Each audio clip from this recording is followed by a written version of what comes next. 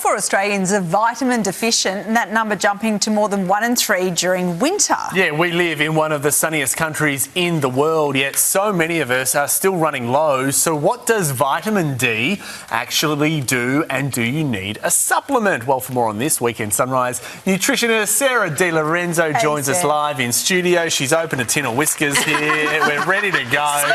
What have you got for us, Sarah? Okay, well, I want to talk, so vitamin D is so important because, like you said, 1 in 4 people are deficient, but people do get more deficient over winter, and it is just so important for our overall health. We need it for our bone, we need it for our energy, we need it for our immunity.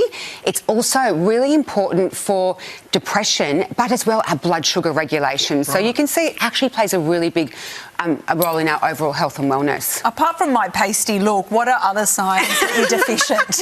Okay, so I've got spray tan on. You should see me under this suit. So signs and symptoms of deficiency would definitely be you're getting sick all the time, respiratory tract infections. Another one is that low energy that people can actually think could be chronic fatigue syndrome.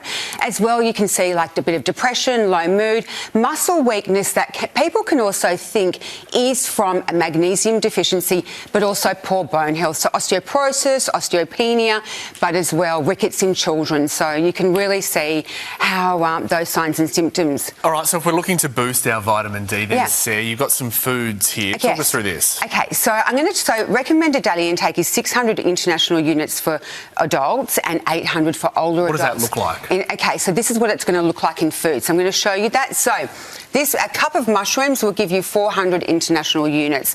You can get 645 from 100 grams of cooked trout, from 100 grams of cooked salmon, 570, 1 egg, 40, fortified milk, about 100 to 130, and your whiskers here, your tuna, this would be 270. So you can see, and this is where it gets problematic for vegans and vegetarians or older people who might not eat these gravitate towards these kind of foods as much. Okay. So supplementing can be something that can be really beneficial. Is it true if you stick your mushies in the sun, it boosts sorry, I forgot to mention sun-dried tomatoes, sun-dried mushrooms, 400 international units. So they boost? Yes, so put them on your windowsill. Yeah.